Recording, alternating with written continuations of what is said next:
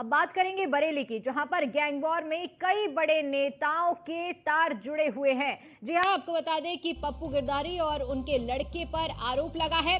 उत्तराखंड सरकार की मंत्री रेखा आर्य के पति हैं पप्पू गिरधारी। फायरिंग कर प्लॉट पर कब्जा करने का आरोप है। हालांकि न्यूज वन इंडिया इसकी पुष्टि नहीं करता है। पहले कई घटनाओं में नामजद हैं पप्पू गिरधारी।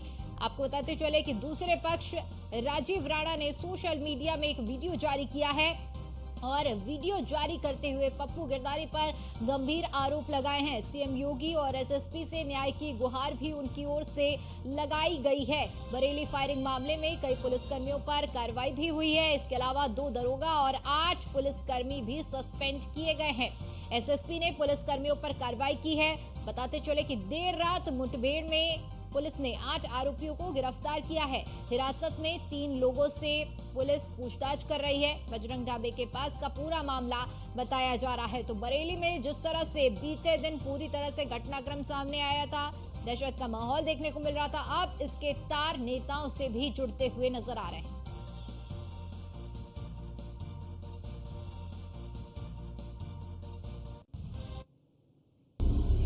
मैं राजीव कुमार राणा,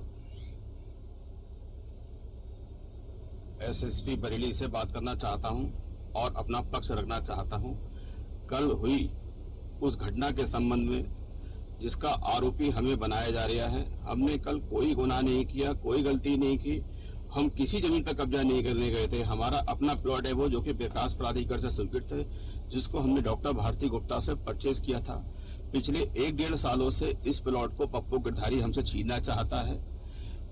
ताकत के दम पे, अपने गुंडों के दम पे, अपने आदमियों के दम पे, कभी अपने बेटे को लगाता है, कभी उसमें पत्थर रखवा देता है, कभी आदित्य उपाध्याय, कभी अनुज मिश्रा, कभी किसी को, कभी किसी को। और एक बार उन्होंने हमारे घर पर भी चढ़ाई करवाई थी। इस पे माननीय थाना बारेदरी इंस्पेक्टर साहब ने मुकदमा लिखवाया और उन पर मुकदमा लिखा गया। उन्होंने हमारे घर पे भी फायरिंग की थी और हमसे रंगदारी भी मांगी थी इस प्लॉट को छोड़ने के एवज में। उसके बाद में पप्पू गिरधारी ने साफ साफ कहा, ये प्लॉट हमें दे दो। हमने इसे देने को मना कर दिया। तब पप्पू गिरधारी ने कल किसी कोर्ट के आदेश को न मानकर, किसी रजिस्ट्री को न देखकर, अपने आदमी को भेजकर जबरन हमसे प्लॉट छीनना चाहा। जबकि कल जो घटना घटी उसमें पर्यंत था, कोई सोच भी नहीं सकता। हमें आरोपी बनाया जा रहा था और हम सबको आरोपी बनाकर, क्रिमिनल बनाकर इस प्लॉट को पप्पू गिरधारी छीनना चाहता है, ताकि हम लोग जेल चले जाएं और इस प्लॉट पर पप्पू गिरधारी कब्जा कर सके आदित्य उपाध्याय के द्वारा। आदित्य उपाध्याय जिस कागज से इसको खरीदना चाहता है, छीनना चाहता है, खरीदना चाहता है, दिखाना चाहता है अपना वो प्लॉट, वो प्रॉपर्टी सन 1975 में सेल हो चुकी है। उसका कोई अंश बाकी नहीं है। हम कोर्ट गए, कोर्ट से डिसीजन हमारे फेवर में हुआ, कोर्ट का ऑर्डर हमारे पास था। हम थाना इज्जतनगर गए, आईजी महोदय से भी हम मिले जाकर, आईजी महोदय से बात हुई। उन्होंने थाना इज्जतनगर को कहा और थाना इज्जतनगर जब हम गए तो उन्होंने कहा, जब आपके पास कोर्ट का ऑर्डर है तो आप काम करिए, यदि कोई परेशानी आती है तो आप हमें बताइएगा। मैं राजीव। आज रात्रि में इज्जतनगर पुलिस के द्वारा सुबह हुई फायरिंग की घटना के संबंध में मुलजिमानों की तलाश की जा रही थी। कलापुर नहर में पुलिस मुठभेड़ में एक अभियुक्त गिरफ्तार किया गया, जिसके पैर में गोली लगी है। अभियुक्त को उपचार हेतु जिला अस्पताल रवाना कर दिया गया है। फील्ड यूनिट बुलाकर आवश्यक वैधानिक कार्रवाई की जा रही है।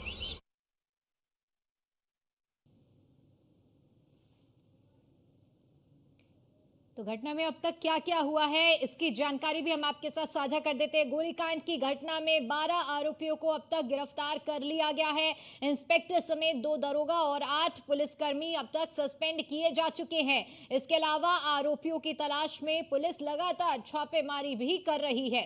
साथ ही आपको ये भी बताते चले कि आरोपियों की तलाश में लगातार छापेमारी जारी है। ये जो घटनाक्रम सामने आया था, कई तरह के बड़े सवाल इस घटनाक्रम में उठ रहे हैं।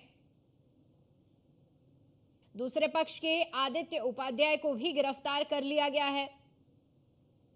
उसका बेटा अविरल उपाध्याय को भी गिरफ्तार किया गया है। अन्य आरोपियों की भी तलाश लगातार पुलिस जारी रख रही है और तलाश जारी है। IG range doctor Rakesh Singh ने एसएसपी को जांच के निर्देश दिए हैं। साथ ही आपको बता दें कि 12 नामजद और 150 अज्ञात हमलावरों पर एफआईआर दर्ज की गई है। गोलीकांड की घटना में 12 आरोपियों को अब तक गिरफ्तार कर लिया गया है।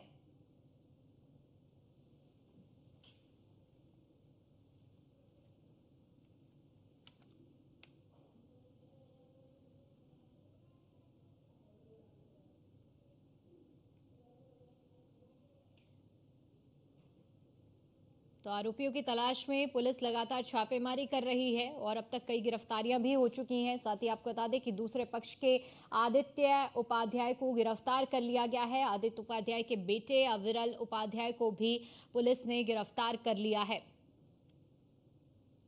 अन्य आरोपियों की तलाश लगातार जारी है। IG range doctor Rakesh Singh ने एसएसपी को जांच के निर्देश दिए हैं। इस मामले में 12 नामजद और 150 अज्ञात हमलावरों पर मामला दर्ज किया गया है।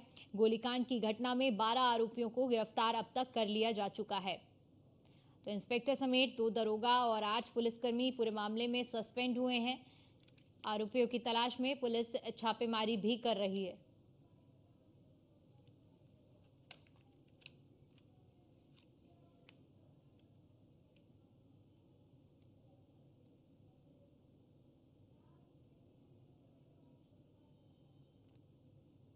तो बरेली में आपको बता दें कि गैंगवॉर का मामला सामने आया था। दरअसल प्रॉपर्टी विवाद को लेकर 2 पक्ष आमने सामने भिड़े थे। महज ये 2 पक्षों की लड़ाई तक सीमित नहीं रहा है। जिस तरह से आगजनी की गई है और घंटों तक ये गोलीबारी चलती रही।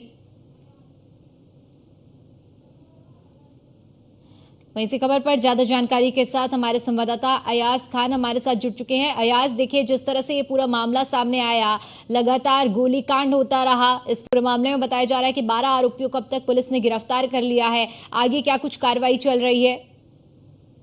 ये बरेली की बात करें तो बरेली में इतना बड़ा जो कांड हुआ है, खुलेआम फायरिंग हो रही थी, इसको लेकर पूरी यूपी में दहशत पूरी यूपी हिल गई। अब बरेली में दहशत का माहौल है। अगर बरेली की बात करें तो जिस तरीके से ये फायरिंग हुई, इस 150 अज्ञात, लगभग 12 लोग गिरफ्तार हो चुके हैं और भी आगे की कार्रवाइयां इसमें चल रही हैं। अब ये देखना होगा कितने बड़े और इसमें नाम खुल के आते हैं। कई नाम ऐसे हैं जैसे कि पप्पू गिरधारी, जो रेखा आर्य उत्तराखंड सरकार में मंत्री हैं, उनके पति पूर्व विधायक पप्पू भरतौल, जो बीजेपी से पूर्व विधायक रहे हैं, और कई ऐसे नेता इसमें शामिल होने की संभावना और जताई जा रही है। अब ये देखना होगा कितने लोग शामिल होते हैं, किन पे लोगों पे कैसी कार्रवाई होती है। फिलहाल पुलिस लगातार पकड़ कर रही है, दबिश दे रही है। और जो राणा है, उसने, जो बिल्डर है, उसने आरोप पप्पू गिरधारी पे खुले तौर पे लगाए हैं। वीडियो वायरल करके उन्होंने कहा है हमें फंसाया जा रहा है। जो प्लाट कोर्ट से उन्हें इसकी परमिशन मिली थी उस पे कब्जा करने के लिए, हम लोग वहां गए थे कोर्ट के आदेश पे, लेकिन कोर्ट का आदेश भी इन लोगों ने नहीं माना। जब इन्हें जानकारी लगी, इन्होंने हमारे ऊपर फायरिंग कर दी और इसमें सारा हाथ पप्पू गिरधारी का बता रहे हैं ये। अब ये देखना होगा किस किस तरीके से कैसे कार्रवाई होती है, कौन कौन इसमें जांच में शामिल पाया जाता है। बिल्कुल अयाज, क्योंकि देखिए जिस तरह से कल से ये पूरा घटनाक्रम चल रहा है, ऐसे में राजीव राणा की ओर से आज जो वीडियो वायरल किया गया है, उन्होंने एसएसपी से और मुख्यमंत्री से भी न्याय की गुहार लगाई है। कुछ नाम भी सामने आ रहे हैं। ऐसे में इस वीडियो के बाद पुलिस अब क्या इस एंगल में भी कार्रवाई कर रही है और क्या कुछ संज्ञान कुछ लिया गया है अब तक कुछ मामले में? पुलिस की बात करें, जैसे ही मामला हाई प्रोफाइल हुआ, पुलिस ने लगभग 8 इंस्पेक्टर सहित 2 दरोगा कार्रवाई की है और आगे जांच चल रही है। लगातार जितनी भी इसमें टीमें हैं उनको लगा दिया गया है। जांच चल रही है, लगातार कार्रवाइयां कर रही हैं। अब ये देखना होगा कि कब तक इसमें खुलासा हो पाता है, किस तरीके से पूरी जांच खुल के सामने आ पाती है और कैसे किन किन लोगों के नाम और शामिल होने की संभावना इसमें जताई जा रही है। ठीक है, बहुत बहुत शुक्रिया आपका हमारे साथ जुड़ने के लिए और जानकारी के लिए।